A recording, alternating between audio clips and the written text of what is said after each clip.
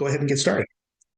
All right. So my name is Jesse Ellerbee. I was born and raised here in the greater Phoenix area. I was actually born in Scottsdale, lived there until about middle school. I like to say that I was raised on a fire truck and grew up on a Marine Expeditionary Unit.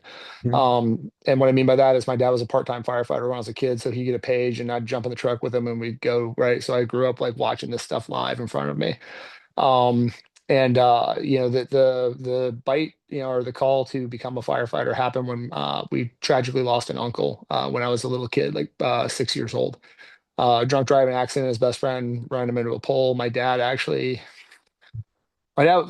away about a year and a half ago, and he wouldn't let me tell him this story because he's a character anyway. But my dad was coming home from doing some shenanigans, and my uncle and his buddy went whipping by him up the road, and they were doing about 120, they figured. And when they hit that pole, they couldn't be saved. Truck caught on fire. My dad reached in to see if there were survivors and burned up his arms, right? And he had his gear in the back of the car that he was driving, but he just reached in real quick, did what we call a hasty search, realized there was no survivors, went back and got his gear on to wait for the engine companies to come in and put the fire out. He had no idea who was in that car, right? He saw a need, jumped up, stepped up, got himself burned. My family, my parents were divorced by that point. So my family on my mom's side hated my dad, right? Like this dude is the villain, right? He comes walking into the wake. We're Irish Catholic, so it's a wake. And he comes walking into the wake, and all these people who hate this man are hugging him and like sobbing on him because of what he Wow. did that night, right? And I'm like, Mhm. you're this kid like stuck between these two worlds, and you see this man totally redeemed by this noble act, and you're like, all right, like like I'm in for it. So Right. like that's where that hook got set. And then just all through that path of like becoming an EMT and whatnot, like I didn't want to be a paramedic, dude. People are gross, right? I don't want to get a germs. Right. So but my first EMT rotation, I helped clean up a homeless dude, and I got a thank you from that guy that was like just pure, right? I'm like, Sure. well, here I am. So, wound up becoming a paramedic downrange, right?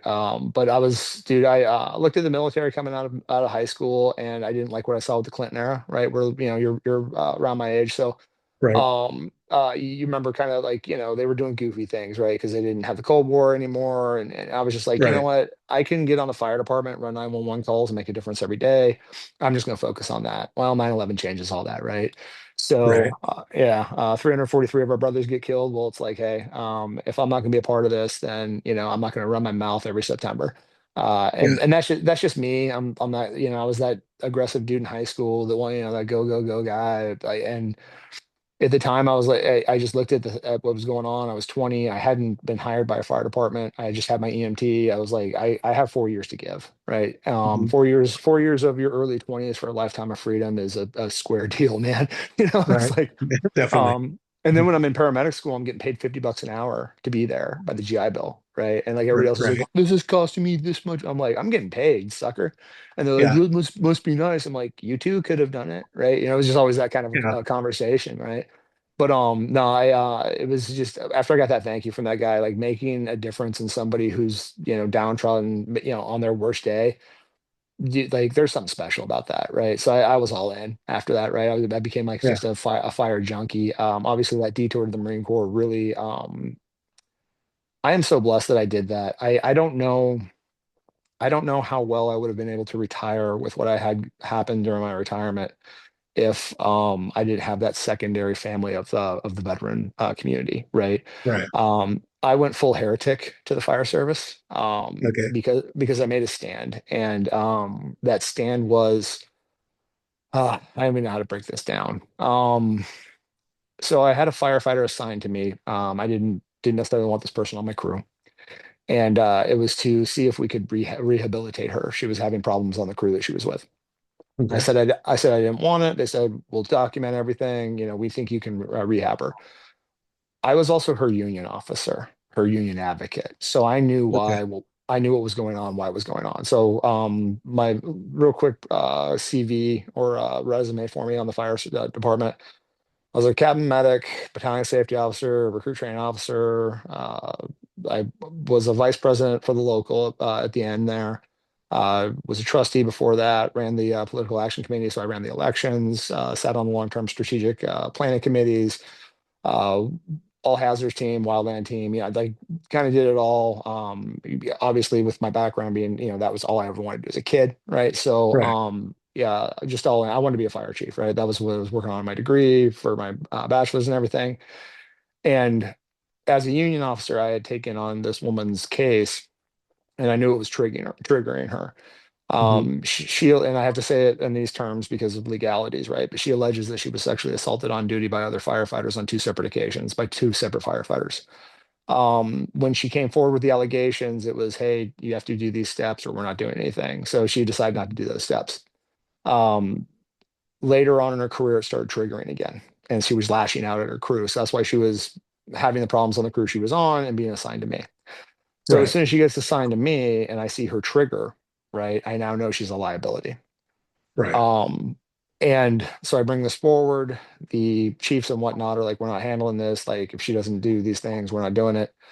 And push came to shove, and we had some other stuff going on. And I was 275 pounds still. At my worst, I was over 390. Right, had an enlarged heart. I was pre-diabetic, sleep apnea, hypertension, suicidal ideation consistently. Just suffering, man. And I knew what it was from. It was from being in, and her case is just the tip of the iceberg of the corruption that we had going on. We were a young agency. We had a little bit of a bad culture, and we never cleaned it up, unfortunately. And what Hmm. winds up happening is the people that were part of that original bad culture filter up into leadership, and Right. they start protecting themselves, right? Hmm. So they chose to use a non-disclosure agreement to silence my firefighter, so she can never talk about her story ever again. And that's Okay. where the line in the sand for me was, right? Because Hmm. even though I was in a helicopter squadron in the Marine Corps, we lost two pilots, right? My rack mate from boot camp was killed in Ramadi also. The amount of our, you know, fellow service members that have paid the ultimate price for the First Amendment, and to have my firefighter lose hers through a legal document, the same way that Right. Harvey Weinstein silenced his victims in Hollywood, even though we just went through that, but so we can do Right. this to a firefighter, right? And then Hmm. as I'm fighting this fight, I've wind up hearing from other female firefighters that happened to them too, right? So that means that the lawyers are coaching our leadership to do this. I'm actually working with a state representative right now, John Gillette out of LD 30, and he's looking to bring forward legislation to make that practice illegal here in Arizona for public entities, right? So he's a law enforcement veteran and an Army veteran himself. Right. He says the cops are doing the same thing to their victims internally. So that means that the lawyers are coaching this statewide to the public Right. entities, right? Because once you get into leadership, you start going to these conferences, and these law firms, they all have these booths and stuff at these conferences, right? So it's all Hmm. inbred, right? You'd ask a question about my firefighter, why would she get a lawyer? Guess what? She got a lawyer. It was the union's old lawyer, and he represented one of the people she was accusing in her case in a previous time, right? Yeah. He never Right. never discloses this. The agency will tell you they did two investigations. Myself and my supervisor never filled out an affidavit. So those are invalid investigations at that point, right? Like, if you Right. don't have written documentation from everybody who was involved in this case, you didn't do an investigation. You found the Right. answers you wanted to and whitewashed it, so you can look Hmm. back and hope that a victim doesn't have enough funds to keep fighting this in court. And if we're doing that to firefighters, man, like, who else are we doing it to? Right? Who else are we? And this woman suffered a lot from it, like mentally. I like a lot of breakdowns. Like, and I've since I've retired, I hike with her still, take care, check on her. She's Hmm. currently pregnant, so hopefully, Oh, nice. she's yeah, she's got that going for her, but she still has this looming over her head. By the way, she's married to a Marine veteran. Her Right. parents are Air Force veterans. I'm like, this woman doesn't have her First Amendment, and all these people that served her around her. Right. And I've taken this to all the leadership with the fire board. Radio silence, they don't want to own it, because once they say, once they admit that they did it, and then that, so Hmm. it's die with the lie stuff. Hmm. So I guess my message is to anybody who comes into that kind of corruption, you got to make a stand, right? And that's what I did. I was tired of suffering personally, right? Because this stuff going on in the background was just messing with my head in a way. I'm like, we're not doing anything legally. We're not doing like I said, we hid some stuff, man. And I don't say this to shame the great men and women that are on the fire trucks out there delivering service every day. It's Hmm. just a couple of bad apples that, because we didn't hold accountability early like we were supposed to, this festered and became what it became, right? Mhm. And the message I'd like to tell everybody is, you know, you have a voice, you have options. You know, I went through medical retirement because I literally made the argument to the therapists, this goes against my oath to God. My oath to God was I will do no harm as a paramedic. My oath to Right. God was that I would protect the public. I can't do any of those when I know a woman's suffering that's under my command, right? Right. I'm not following that as a paramedic. I Mhm. can't follow my oath to the public when I know that she might trigger while I'm on an emergency call, right? Right. And so at that point, that became my argument to, and like sending me back into that environment was going to make me, I had lashed out and might have tried to fight a chief, whatever. Uh, Right. Corporal Ellerbee got out of his cage in my head and was like, I'm gonna fight this dude. And I'm like, no, you're not. Right. You have children now, Corporal. You know, so, Yeah. Right. but it's, dude, you know, you get it. It's that spirit, right? It's that, Right. I'm not gonna lose this one. And, Mhm. so it's, but yeah, I mean, do not, we tolerated it for far too long. We allowed it through our union because, you know, we were too busy protecting our image and getting trinkets, right? We were doing things, you know, we were voting for, it's the same thing that the society's doing though, right? It's a microcosm of society. Like we're voting for the people that are going to give us the best shake, not the person that's going to give all of us the best shake, right? It's just Right. our tribe's going to get this because we're sending our guy. And Mhm. instead of looking for that leader who's like, no, no, this is the vision for all of us to rise together. Mhm. You know, and unfortunately, we don't have those leaders right now. And I mean, I think they're developing. They're, you know, we have a lot of young people that are coming up and seeing that this two-party system has failed us. That you know, our elected officials are serving a reelection campaign, right? They're saying the things that are going to get the next set of signs and TV commercials purchased, not the things that are going to serve the public. And like I think we're on to that now. Right. Um, and we are so empowered here as Americans to do that, but we just, I don't know, man, like, you know, we're more interested in fantasy football. We're more interested in, you know, like, we're all busy, right? Like, you know, I got a son that's playing football in North Dakota. Like, you know, keeping up on Mhm. that takes a lot of bandwidth. I got a daughter who's wrestling. I got, you know, wife's killing it in her career. Thousand things for me to pay attention to. But that's where, Right. like, you know, like Jocko Willink and the discipline equals freedom comes in, right? If you want to Mhm. be in control of the republic, you need to cut out time in your life to know who your representatives are, right? Right. You can ask somebody what's going on with Trump and Elon Musk. They'll tell you all Mhm. kinds of stuff. Be like, well, tell me about your city council person. Crickets, you know, like, Yeah. Right. and it's like, well, dog, like you could have used the time to figure out both, right? But like it was just meaning you had to cut something out that you enjoyed more. Right. And that's that. And I think that's what's killing the fire service because we keep electing union leaders who are loyal to the current leadership, not loyal to a bigger mission or a bigger vision. We're electing, you know, our guy to go in there and change it for, you know, I don't know. Mhm. Um, but we have to remember that, you know, we are powerful when we speak up, right? And Right.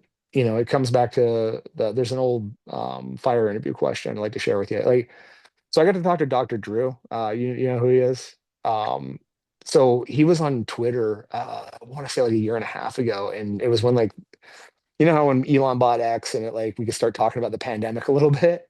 Right. So Dr. Drew's like, is anybody else like this is crazy? And I'm like, yeah, hit me up. Like, you know, like they're and my comment to him was that they're all in denial, right? Because we're going through the stages of grief on how we handled the pandemic. Because if Right. we got that wrong, what else have we gotten wrong in our lives, right? And we're Mhm. too afraid to look at that, and that's a big thing for people. Yeah, I mean humans do that constantly. So like no shame, but the problem becomes when you know better, you have to strive to be better, right? Right. And so I was talking to Dr. Drew about it. He's like, well, give me something hopeful. And I'm like, all right. So we have this fire interview question that we set up. And it's you're going to the grocery store and there's an angry person saying, hey, you're using my tax dollars for steaks. What do you do? Right. And like this is a true scenario. Like I literally had this dude in my first due, and we would try to figure out when he would not be at the grocery store. And my question was like, dude, like, how am I spending your tax dollars? It's Wednesday at 11 a.m. Like, you're not working. Like, how come I keep seeing Yeah. you here? They're a hardworking man, but you can't Mhm. say that, right? Because you're out there in front of the public. Right. Uh-huh. And the so there's like a gold star answer for a recruit, but there's like a platinum answer, right? For a company officer, if you will. And that gold star answer is that the kid just goes, "Hey, sir, we use our own personal money to buy this food. We're on duty. I have my radio. If we get a call, if you have any other questions, please call the admin." Right.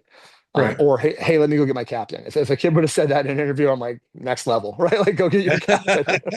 Like, let me go get somebody Right. who can answer this so I don't embarrass myself. Because if you're not strong enough to do it, yeah, I'll walk you through it, my man.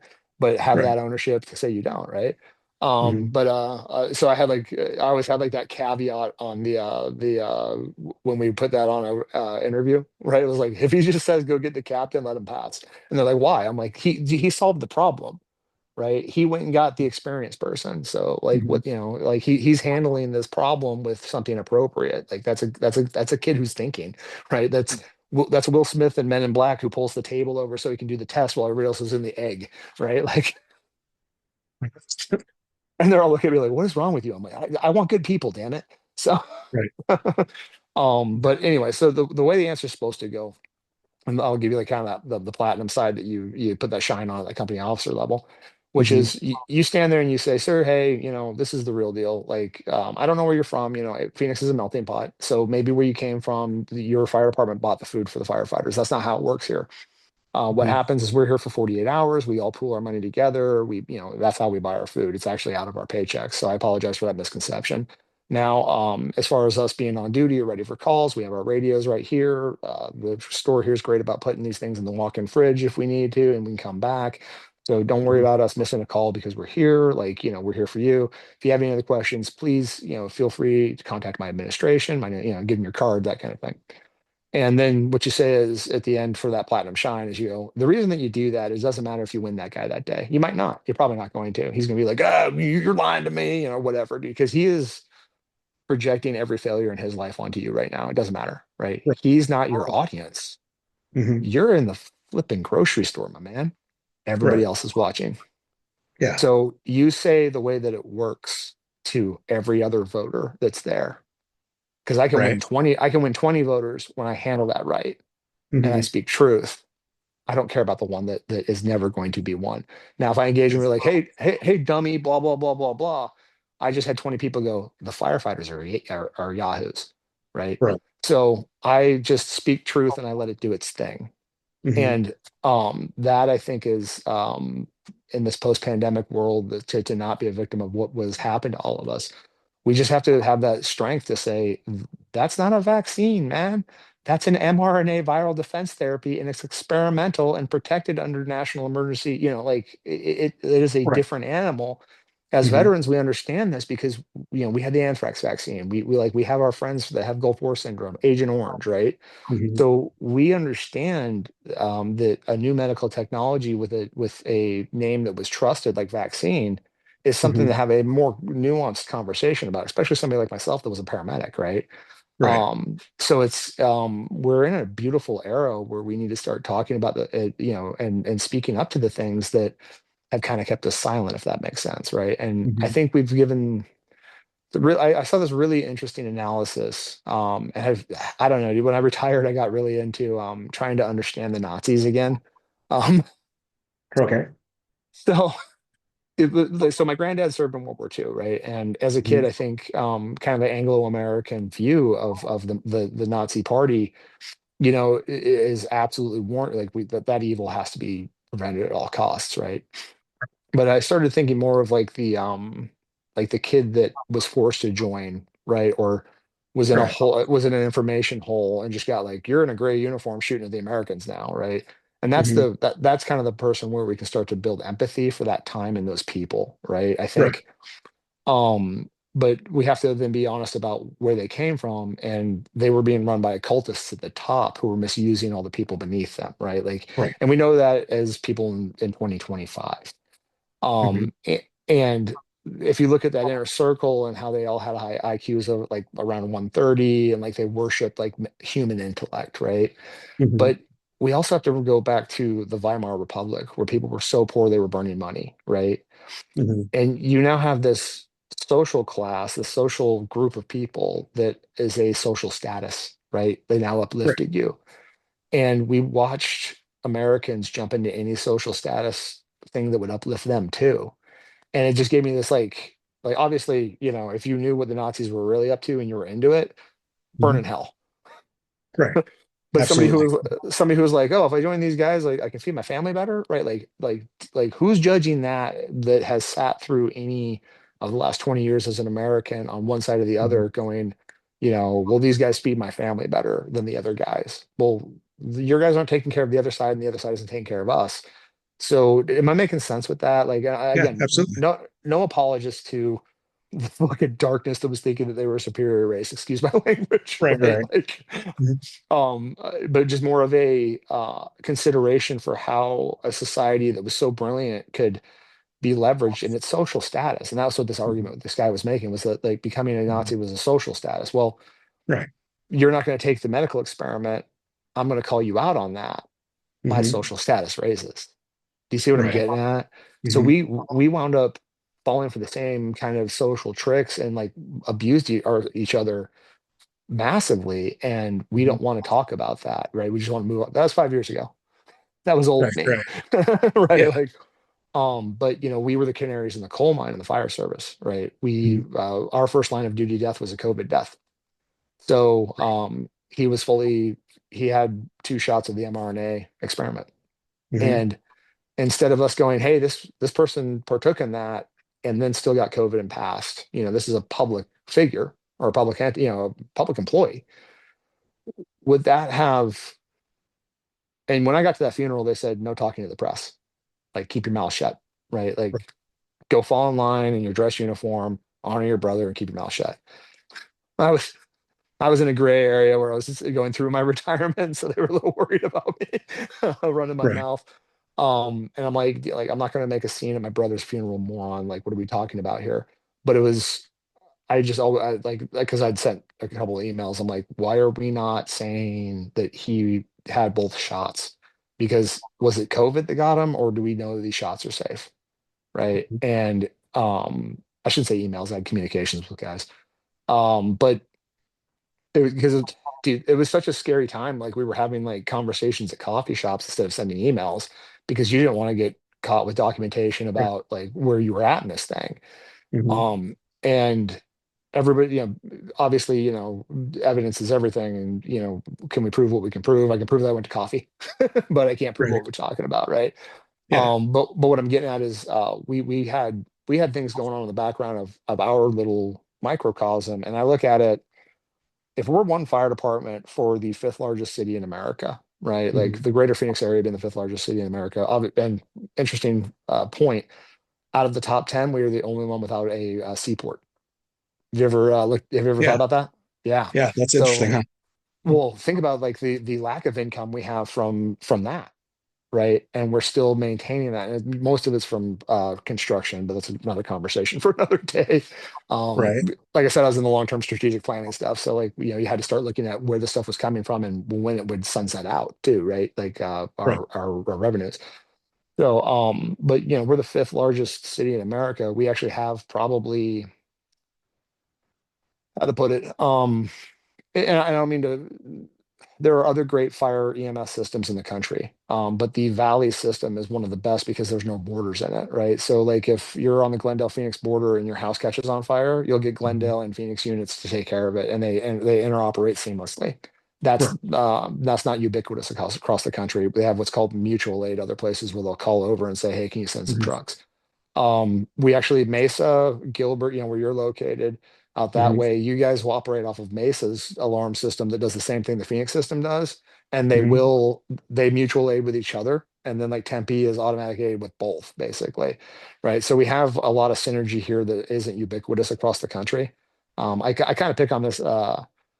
So Rogan says this all the time on his podcast, and obviously if we're podcasters, we all love the biggest, right? Right. Yeah. And I'm not picking on my man because the amount of information he has shared is beautiful, right? But he says regularly, and he just had what was his name? Daryl Cooper on, and he says this thing where he says the fire department is the type of socialism we all agree upon, and he couldn't be Right. more Right. wrong. He couldn't be more wrong, right? Because Mhm. the fire department it's actually the fire service, and the fire Okay. service is something that community decides to procure for itself depending on what mechanism it uses.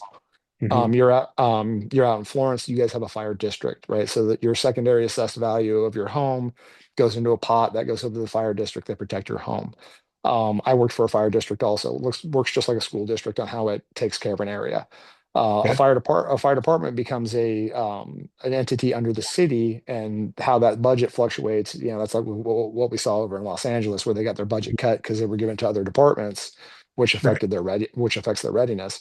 So fire departments have a completely different operating mechanism than fire districts. You, as a district resident, can go to your district meeting and tell them you want to buy the Carna Bunker Gear that I sell, Right. because you see the value in it with what it does for the cancer reduction for firefighters, right? You're Hmm. empowered to go directly to your fire agency and speak your mind. Where somebody who gets to the Gilbert Fire Department has to go to a city council meeting and tell them, and then it filters down, right? So the way we deliver fire service in the fifth largest city isn't even socialism we all agree upon, if that makes sense. Right. It's a service each community has to use the republic to engage and to procure for itself. And Hmm. I think that that would be like one of the bigger messages, getting back to this whole thing we're talking about, of empowering people to no longer be victims of somebody else's destiny, and taking control of our country again, if you will, and not in some sort of weird nationalistic way, but in a, we should lead the world because we have that talent, right? So if we have the biggest voice in the world thinking that the fire department is something that is just ubiquitously given to any community, what other misconceptions do we have in our societal collective, our Hmm. societal collective mind, that takes a lot of these things for granted, and they're not stewarding them when they go to the voting booth, right? It's like Right. when people thank you for your service, it's a beautiful thing, right? It's an honor. Yes. Hmm. I always want to look back and go like, so vote better. Like, and like, I don't, you don't want to be you don't want to be a jerk in that beautiful moment, but at the same time, like, Right. you just want to be like, the way to actually thank us is to elect people who aren't going to get our sons turned into mush, like we saw our brothers and sisters get turned into mush. Elect people who are going to figure out how to stop the homeless problem that's making all the 911 calls go through the roof and is killing the mental health of our cops and our firefighters, right? Like, Mhm. that would be the better way to thank people. And I don't say that as like a condemnation of people. I just say that as like, do you really want to help? Like, I got a hottie for you, Right. like, Yeah. all kidding aside, like, we are empowered to do that, man. And I just, Hmm. if I can be known for any message, it's just get involved, leave it better than you found it. You inherited this beautiful thing, and it's going to pot because we're no longer giving our best. We're just sitting back and going, we are the best. And it's like, the Right. only way you are the best is if you give the best, right? So, Hmm. like, we have to stop sitting back on that laurel and have to get back to that driving to be the absolute best again, in my opinion. Right. So, but Yeah. anyway, thanks for listening to my TED talk. That's okay.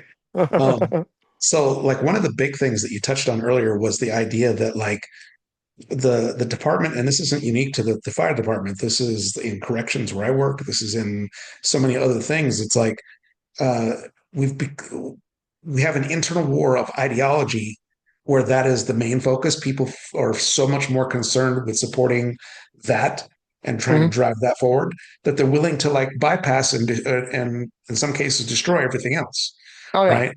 You have recently just a Wisconsin judge who decided that it was more important to try to sneak an illegal alien out of the courtroom rather than let him be detained by ICE right. for her just to support her ideology. It's like, you're a judge. You can't do that. That goes against everything you've promised to do and everything that you were hired to do, Yep. right? You left the defendants, the victims of this whole thing, or not, yeah, the victims in this whole thing, just sitting in a courtroom, not being attended at all. It's like, where's the justice for them? You know, but It, yeah. That to the point, man, that's just another example of somebody doing something in the current for their future job, right? right. I think careerism, because did you ever hear the renters, owners, and squatters analogy when you're in for any I don't think like so. training stuff? So I got it from one of the trainings from Jocko's company, Echelon Front. I do their academies, and they were talking about one day it was something that one of them heard in Buds, and it really it really paralleled the thing that I was always talking about at the fire station with people that live here in the valley. which is we have so many people who are coming through for a season of their life to feed their career, right? So they Right. come and they vote in a way that serves their social group on their way through, right? So they're just a renter. And then we have the squatters who just want everything for free. We know who those are. But that Right. judge sounds to me like that renter who's renting her current seat and, has that allegiance to this other thing that will provide for her beyond that seat. Right. And that I think we have a complete epidemic of that in leadership. And to your point, they are rewarding themselves and this other victim while leaving. I mean, they're leaving every officer that detained that person that did the work. Mhm.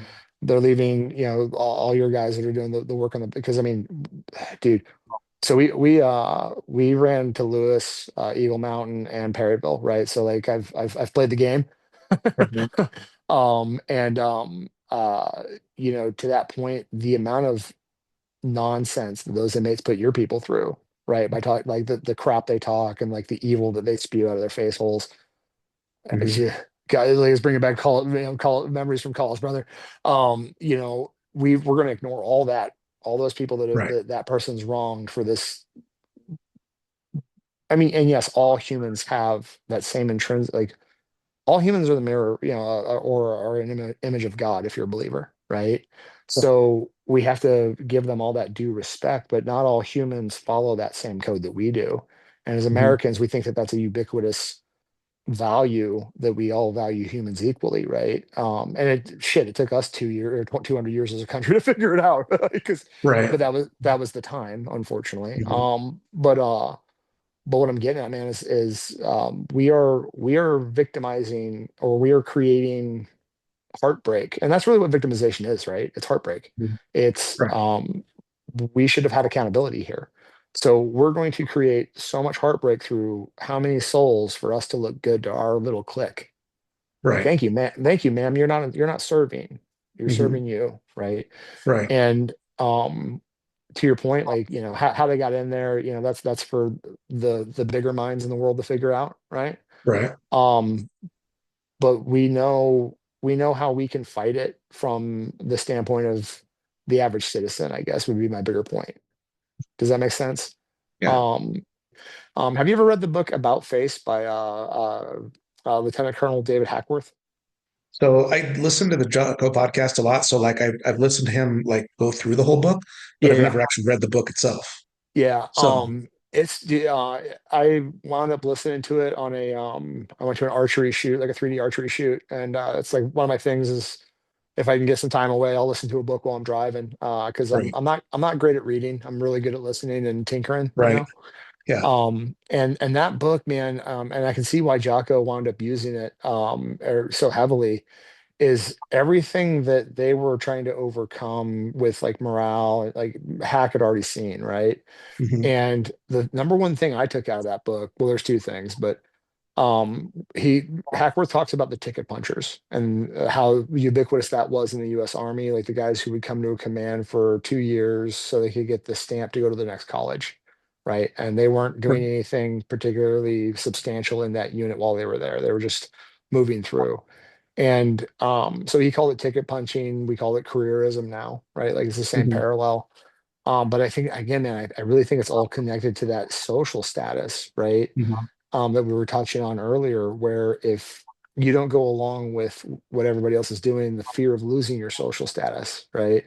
And I think that that's where this division in our country has been kind of set is if I do think logically or I do start to process independently of my group, will they turn Mhm. on me too? Like I've seen them turn on so many others, Right. right? Again, it goes back to that person that judge is defending. Yeah, that's a human being, and they have intrinsic rights on how we deal with them through incarceration because they've done some things.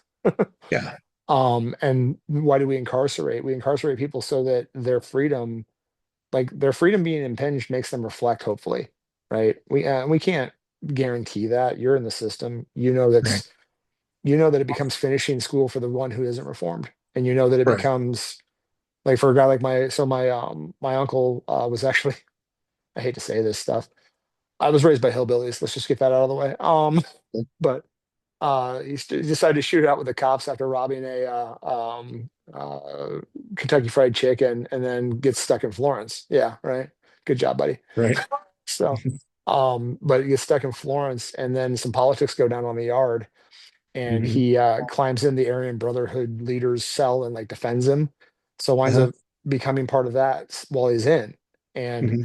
he devoted his life to Christ while he was still in, and that's like the only way out of the AB, right? Like if you're Right. going to be a man of God, you're good, time served kind of Hmm. thing. Right. And it was amazing to see such a ruthless organization be like, oh, you're with Jesus now, see ya. And I was like, Right. that's powerful, man. You know what I mean? Yeah. And I'm just, I'm blessed that the guy who raised me that went through all of that found that on his way out and was able to be like, you never want to go there, right? Yeah. Like, Right. keep your ass out of that building. I'm like, Mhm. here I am as a firefighter paramedic slipping around in blood after some politics on the yard, and I'm like, he was right. Right. He was so right. Yeah. So, but Yeah.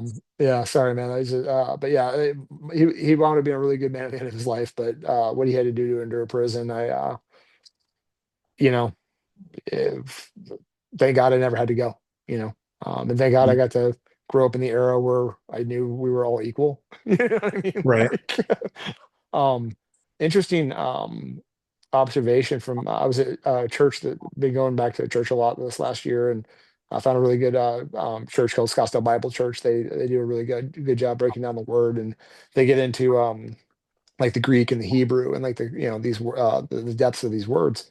And Hmm. like the word that we use from the Old Testament, it says race, right? Okay. That's the European interpretation of what it means, and it means a Hmm. believing people. Really, it doesn't. It's Right. not like how we break race up, right? Like Right. that concept of how we break race up is older than what that concept like, and we parallel that in the Bible. Hmm. Unfortunately, does that make sense? Right. And instead of and if you're a believer and that's the actual text, I mean, then that means that just believers are it's just other people, right? They can be from a mixed bag. And then like once that opens, it's like, oh wait, they're all the same. Dang it. You know. But we Yeah. had to we had to go through all the BS to get to the point where we can start talking about stuff like that. Right. Hmm. But I just wonder how much because we have that European model that came in and dominated, and it's that dominance hierarchy model. And if Hmm. you look at it and think about your own personal life, man, like the more I'm in retirement, the more I'm looking at it and going like, well, this isn't giving us the best results, right? It's giving us great results, but it's not giving us the best results. Hmm. Kind of be the Michael Jordan, be the dog, be the guy who wins at everything. And if you look at most teams, and if you get into Jordan Peterson's work, he talks about this dude named Franz Duwal who studied chimps, and Okay. they talk about how the big mean chimp that just beats everybody eventually will get killed by three, right? Three will take him Right. out, and we see you're in the prison system. Um, Right. so what winds up the best troops that wind up having the longest reigns and whatnot have a highly reciprocal male that makes sure that everybody's taken care of, make sure that like Hmm. everything's kind of fair, right? Everything's done harmoniously. Right. And so if in chimps, this dominance hierarchy that all of our last couple hundred years of thought have gone into is that like the biggest, strongest survive. If that's not true, and they're our closest relatives, like, well, think about your own life. That connector person that's on your team that never gets any thanks, does everything for everybody, Hmm. right? Like that's the all-star of the team. That's the person running the team. Right. It's not always the leaders like, look at my people, right? It's Right. a lot of times it's a grunt that nobody knows their name and they're doing everything for everybody. So Hmm. this harmony that we create in our micro tribes is really what's helped us proliferate, right? Hmm. So we've been focused on this dominance thing where we're cutthroating people to get jobs and things like that. Like if you and I are up for the same promotion, I want to study with you and I'm going to give you all my secrets because on game day, I want to know I beat the best. You know what I'm Right. saying? We don't have that ubiquitous uh thought towards everybody. And Mhm. then it boils into our micro teams too. Like, and then you and another person are up for promotion at work and you guys are cutting each other's throats during promotion time, and now you got to get along on the yard. What are we doing, Right. boys? You know what I mean? Mhm. Like, so I've just been thinking a lot about how harmony and like getting, coming together and using each other's strengths, that's really how this really works. And like we need to start talking about that more, in my opinion, because Right. Sharing sharing of knowledge isn't power. It's actually it's empowerment, or it's liberation, right? Because when I share knowledge with you, you now don't have to you don't have to outsource that to somebody else. You now have it for yourself, right? So if I'm a leader and I'm keeping like the secrets to myself so I can be in charge of everybody, well, what happens if I get taken out? Right? Or I get removed for somebody who isn't as good. Well, my team doesn't have all those secrets, so they can still focus on mission, right? That old way of doing business, I think, has to die out, and I think it is dying out. And I think that Mhm. that's the kind of the beauty of, but I also think that's the trouble of our times too, because as that's you get what I'm saying, like you're moving some cheese, man. Like people's operating models is going to have to shift. But Right. I think we're going to get there. I think it takes time. There's this thing called the theory of innovation diffusion. If you ever look it up, like the first 1.5 to 2.5% of people are your innovators, like your inventors, things like that. The Mhm. next like 11.5% or something like that is your early adopters. They see that initial thing, they jump on it, they're right in. Then you have Right. like the early majority is like, oh, you all the geeks, they like it, I'm in, right? And then Right. the is it affordable now? They come in later, right? And then the Right. people on the back end, they still have rotary phones. So Right. I Right. steal that from Simon Sinek. It's a joke he tells, but Yeah. it's but do you get what I'm saying? Like we're in that first phase of like this, how do we work together the best versus how Mhm. do we outshine each other for the job, right? So I Mhm. think we're in the early phase of that starting to proliferate through our cultures and our society, to go back Right. to a much more pre-global war on terror type of harmony. I think the global war on terror really for the collective psyche made us weary of everybody, and then COVID made it like, you got the silent thing that might kill me, get away, and Right. we've got to break those boundaries down, right? Mhm. Because I think we've all been victimized to an extent, Right. as far as that goes. So So, kind of a different a spin on what you just said is if you think about it this way, you have the innovators, those are the people that are like bringing something to light, right? mhm, And in our current environment, and especially with our new administration, the people that are doing that is Doge. They're the ones that are saying, "Hey, look, this is all of this waste, this is all of this corruption, this is all of this fraud that's been happening, right?" And making people aware of it. So now you've got the next, sense of people that are kind of like buying into this and looking at it and saying, "Hey, that's right. We're being manipulated, we're being lied to, And then as more and more of those people, the first adopters take that idea and start to expand it even more, and make sure that other people understand it. Then have the followers that kind of come after that. That like now they understand that they can't just sit back and be spoon fed all of the yep, information by an organization that from the very beginning has done nothing but lie and commit fraud, right? To precisely. maintain control. Mhm. Yeah, it cracks me up. This is a little sidebar, but I'll get there. You have a political party calling for nationalized healthcare for everybody, right? Mhm. Right. And that political party had 2 years under Obama and 2 years under Biden, where they owned the House, the Senate, and the executive. Now, in the 4 years where they could have given us whistleblower protections that never arrived, where they could have fixed the VA, right? Mhm. We never saw that out of that party, and they have the mechanism to show us that the government's highly capable to take care of us at that level. If you Right. took the VA medical system and made it a instead of a because and the whole medical system's screwed up anyway, because the bell curve is made for an office worker, right? Like your vital signs are made for somebody who's doing a 40-hour job, so they feel okay to keep doing their 40-hour job. It's not built off of athletes, right? So it's not Right. built off of optimized humans. So you're shooting for this bell curve that isn't even necessarily for optimized humans, right? So like that's our medical system at its core. Mhm. And then what the medical system then looks at for how well it's doing is like lifespan, not quality of life within that lifespan. Right. Does that make sense? So like Oh, it does.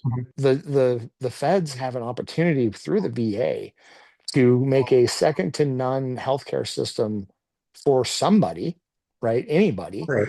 that Mhm. then shows that they would have the capacity to expand that to every American, and they Mhm. don't do it. Does that make Right. am I making sense with that argument? And Yeah. to your point about Dodge, like man, like if you're finding all that waste, like you still have like why are we throwing the baby out with the bathwater with some of this Dodge Mhm. work?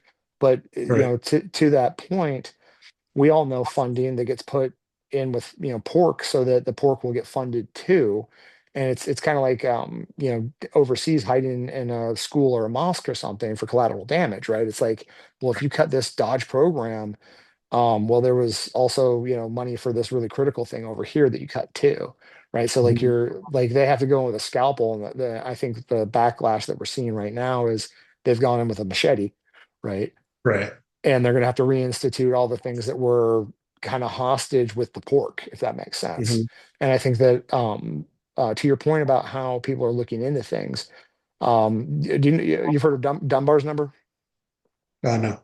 So Dunbar's number is he's another like social scientist who looked at groups, and like it basically 148 people is all you can keep a really good emotional and like mental allocation of for a normal person. So this goes back to like a hunter-gatherer tribe. So you'd have about 150 people together and you could know everybody, and that's Hmm. how we proliferated for for millennia. So with that said, like in modern society, it's like think about your own life, like you have 148 people at work that you're kind of close with, right? But that Right. fluctuates as people retire, personal life, Hmm. same thing, right? So this Dunbar's number and how it kind of intersects to what we're talking about, in my opinion, is that I become like, so if you and I, you're in my Dunbar's number and I'm your fire buddy, I'm your trusted agent for what's going on over here, right? Hmm. So you reach out to me and go, hey, like, what's the fire department seeing on X, Y, or Z? Blah, blah, blah, blah, blah, blah, blah. So your collective knowledge comes from that Dunbar's number. Does that make sense?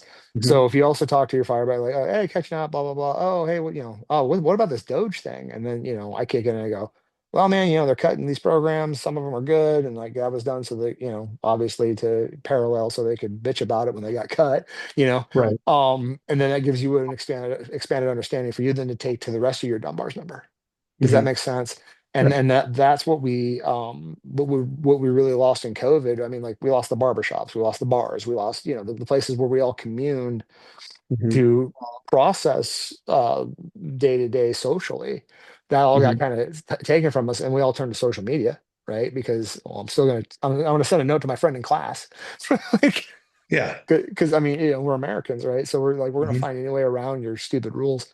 So, but but you get what I'm driving at though. It's to your point, man. I think that we is that wave that wave of diffusion goes through even like Hmm. the understanding of Doge, like but we just have to have these honest conversations. Like, what are you seeing? Well, I'm seeing they're cutting great things, but there's some collateral damage, and we have to Right. figure that out too. And you have to look at the other side, who's like, see what it's doing. It's just like we said it would, and it's like that's cool, man. But process that back a little bit. Right. Just because we have some casualties doesn't mean the overall effort's not good, right? Right. So again, baby with the bathwater, 1 or 0, binary. I'm Hmm. on team blue or I'm on team red. And it's like I'm on team red, white, and blue, moron. Like, Right. like have fun over there with the red team. Like, yeah, I don't know what that is, or the blue team. Like I have Mhm. 3 colors on my team, and it's all of you morons. Right. Because it's like if your house is on fire, I'm not gonna ask how you voted last election, right? Right. If you're dying in a car wreck, don't care. You could have voted Communist Party USA. I'm gonna laugh at you, but I'm gonna treat you with the same respect that everybody else is supposed to get because that's the duty, right? Also it's the right thing to do. Like why are you taking your personal grudges or like frustrations with what you're seeing break down in society out on another human? It has really nothing to do with it other than they vote differently than you do, right? And it's like, well, find your commonality. And the commonality is this always like, are you leaving it better for your kids than was left for you? Hmm. And if you can say yes, then cool, we can be friends. If you're like, nah, I'm going to destroy it for my kids, I'm like, well, Right. we're in an impasse and, best of luck to you. And I'll say a prayer. Right. But Yeah. anyway, uh, so yeah, I think just communicating, man, about these issues. Honestly, Hmm. back to the earlier point about what you say in the fire in the grocery store, right? Hmm. You just speak that truth to the audience and let Hmm. the handful of naysayers just flame out on it, like let them tire themselves out like a kid throwing a fit. Right. Like, you done? You want a snack now? Let's go. Like, Yeah. Right. because that's not, and again, though, that's not your audience. And as these things proliferate, again, that late majority, it'll Hmm. come later when they see enough logic, when they see enough good argument, right? Hmm. When and I'll take it back to the mRNA, viral defense therapies too, man. Like that wave came through, and I mean, dude, I've seen stats where it's up to 80% of people got at least one shot, right? And Yeah. I'm like, yeah, and it was, are you gonna be able to provide for your kids? Are you gonna be able to provide, like all those things? And Hmm. we were blessed. I was like, my membership contacted me as their union rep and said, we're not doing it.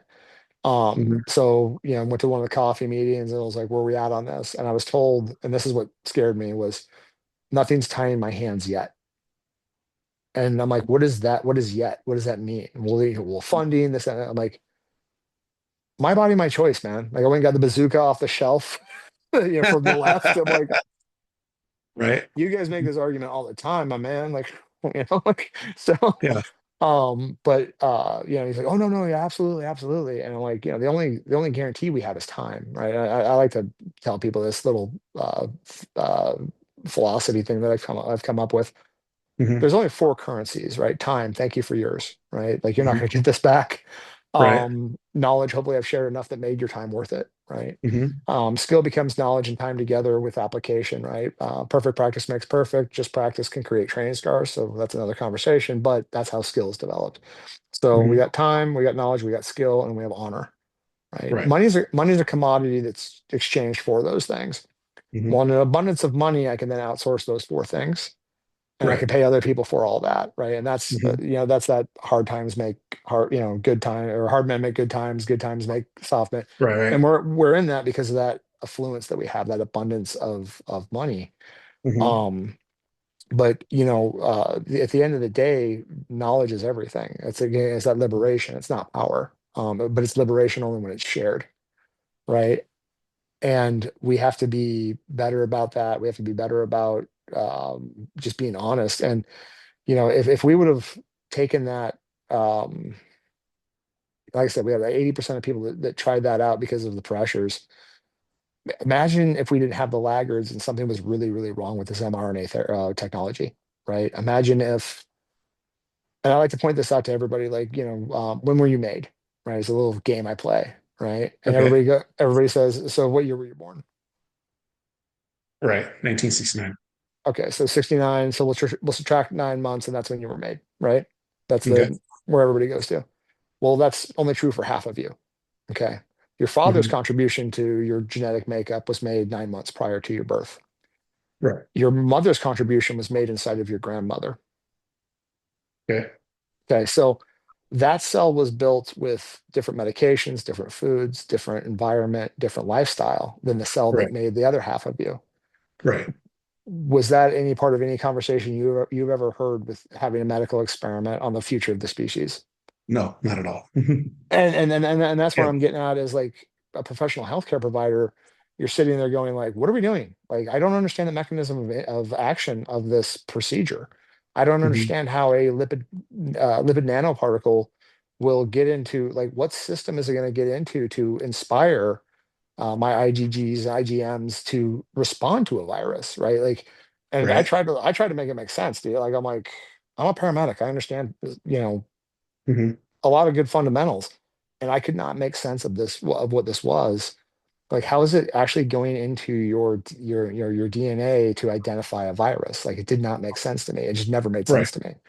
And for that reason, I was like, well, the system itself already does that.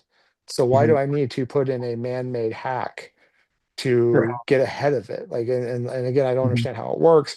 So I'm cool. I'm just gonna go with the OEM gear and roll those dice, right? Like, Right. and I get it. Am I risking myself? And and then all the other pressures are like, well, you're risking other people by being a carrier. And it's like, but I have a friend who died in the line of duty from this stuff while he was vaccinated, or vaccinated.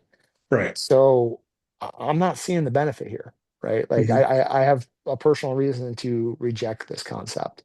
Right. And then I have a larger concern, like to that math equation I just pointed out. Like, we don't know where autism stems from, right? Hmm. When you look at the spike, they like to point at the fact that they're putting the heavy metals in the childhood vaccines as agonists, right? Because they Hmm. changed the formula back in the 80s.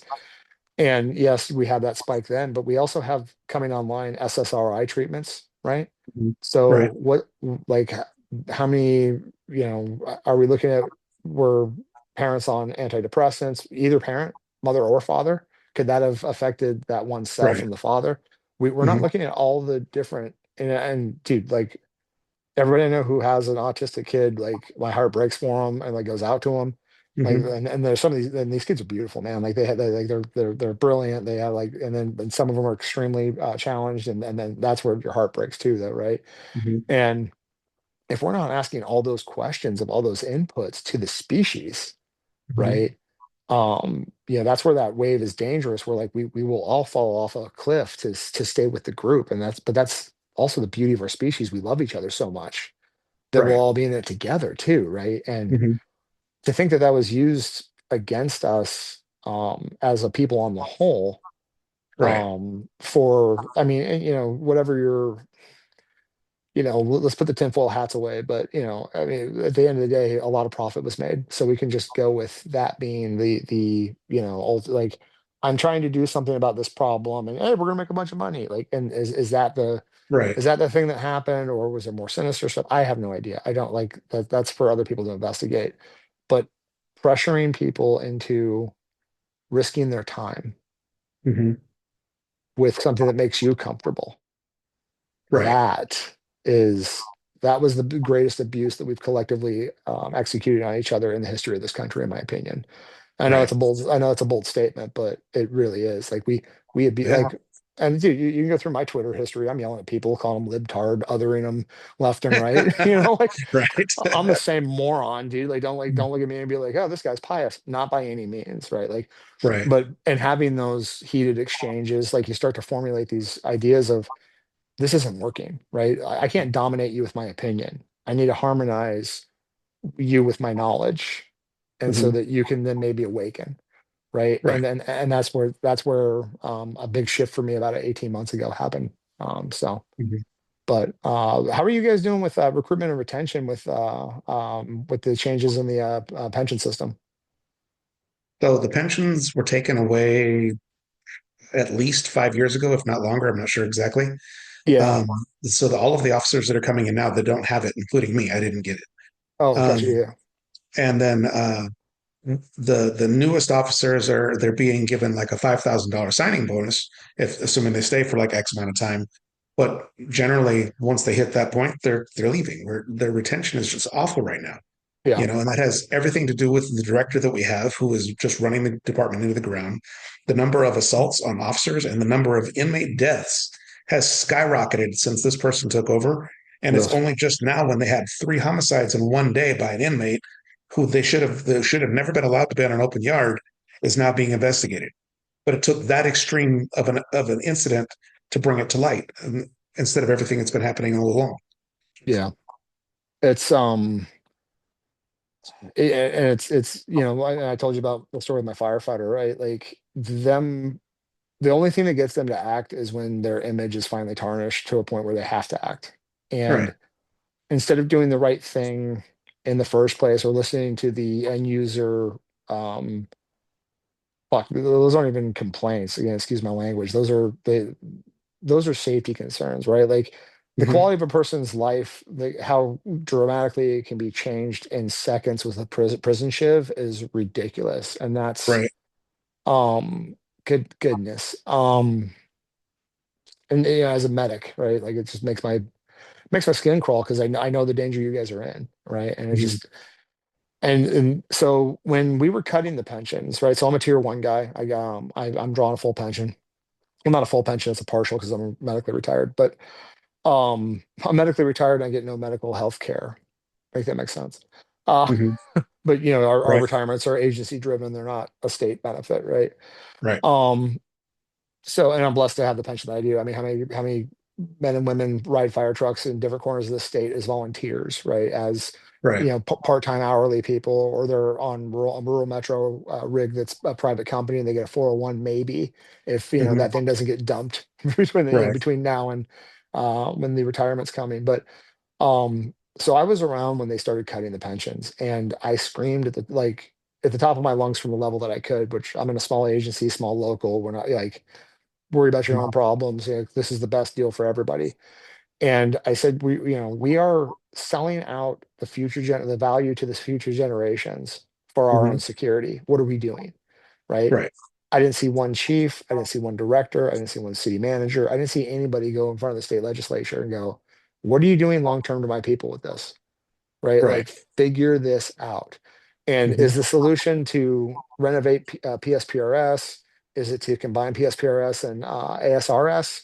Right? Because like the two pots of money, do we then figure out? I mean, how many things have we taxed for increases in fire, increases in police, increases in corrections, and we Hmm. never got the people, right? Right. Like Yeah. the numbers promised in that tax increase never showed up. They got used on other stuff. Hmm. And how do we get the legislation and the voters on on a single page to fix our pension system?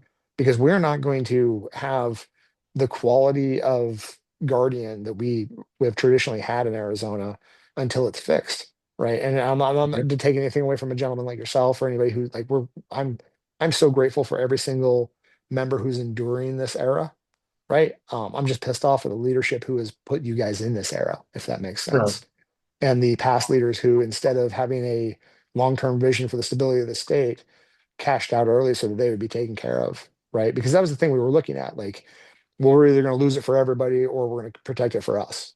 And I'm like, what do we like? No, like, there's a better way. There's another solution, right? But this was 2008. This is all '08 fallout.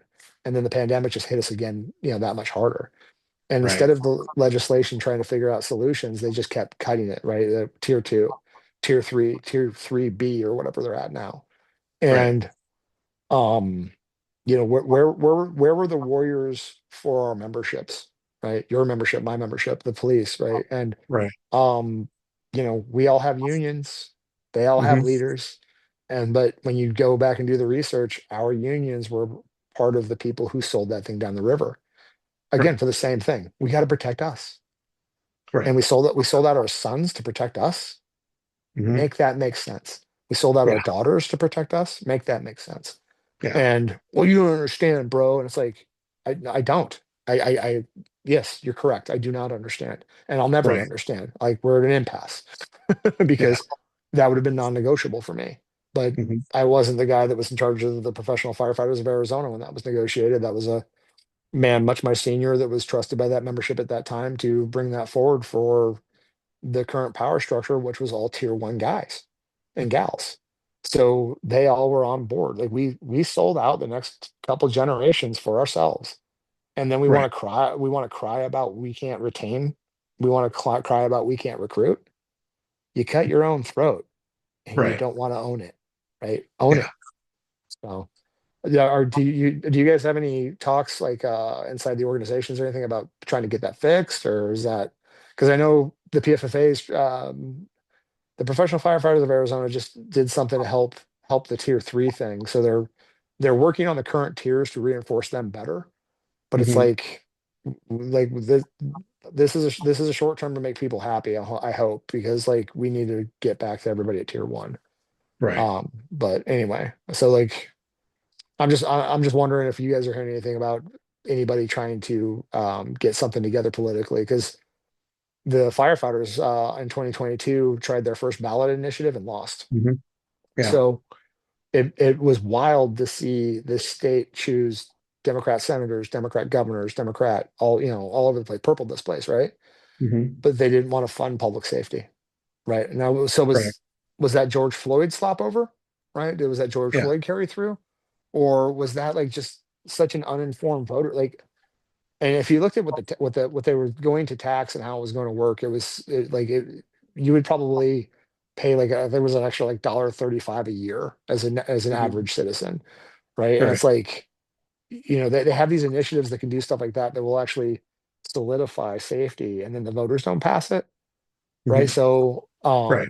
the that does open up the conversation to what happened in those elections, whether they're, and that's a whole other ball of Hmm. worms for other people. I don't get into that, but I found it really interesting though that something so far down ballot socially, when you voted socially liberally, but a liberal, again, the socialism we all agree upon, Right. didn't get funded, right? And Hmm. and that was, to me, that was an eye opener. Just like, again, that how much has Arizona changed, and how many of these renters are dictating our future with their Right. voting versus the people who are going to stay here for a lifetime, like my grandmother. Like I got a 97-year-old Right. grandmother still in the house they bought brand new in '63 over in South Scottsdale when Nice. they got made fun of for moving all the way to that hick town, right? Right.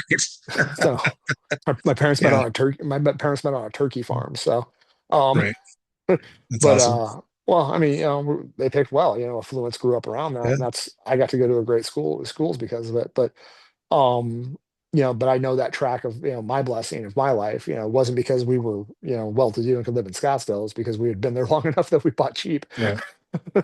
So, but what I'm getting at is like, that woman moved out here after, her and her husband after the war, they came out here because there was all the opportunities, and she worked for the school district, right? Like helped build the place.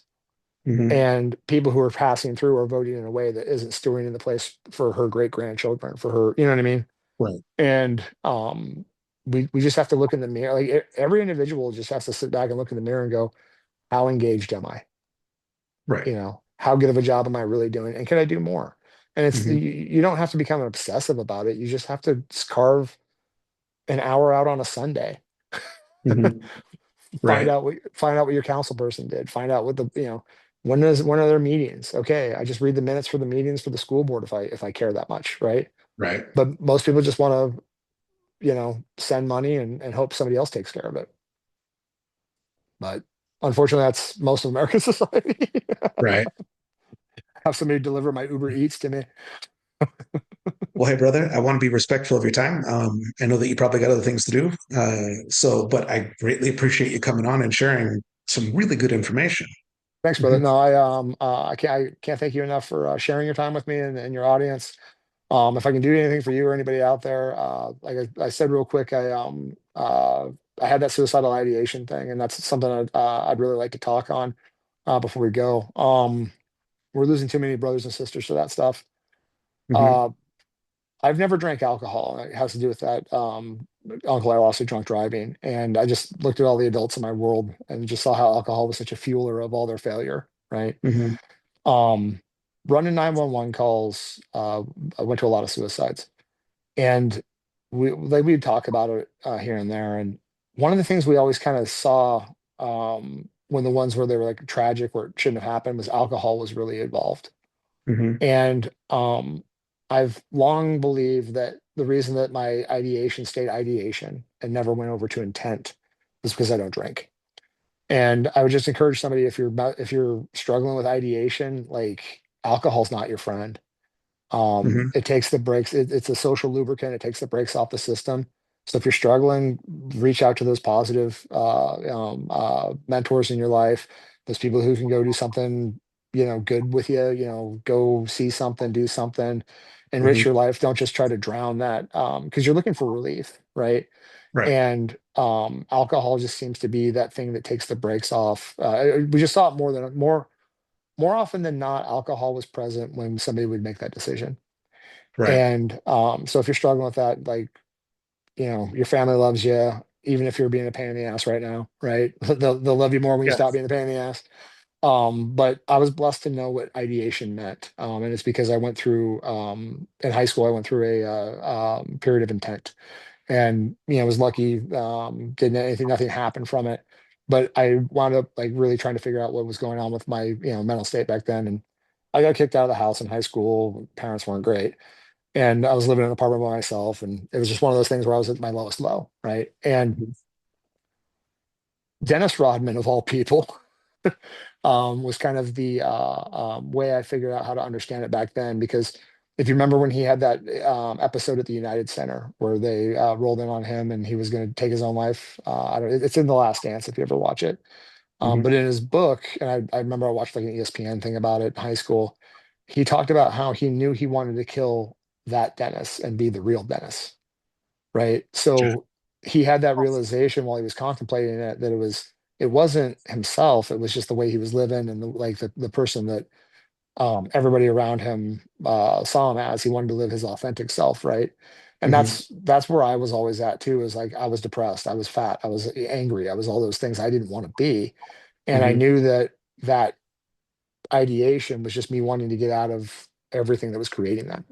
Does that make Right. sense? Yeah. So when you know that that's what ideation is signaling to you, like you need to get out of your current situations or you need to clean up your current situations and you keep alcohol away from you, I think that's the way to really help people that are on that struggle bus. Right. And that's just my advice to anybody who's struggling. So I appreciate you letting me share that too, brother. Absolutely. Well, So, again, I greatly appreciate your time. It's been a pleasure speaking with you, you too, and I brother. would love to have you back on another time. It kind of Hey, even different. you got my contact info. Anytime you want to chat, man, let me know a good time for you and we'll figure it out. All right. Well, you take All care, right. brother. You just be safe on the yard. Thanks. Bye, man. Bye. Bye, everybody.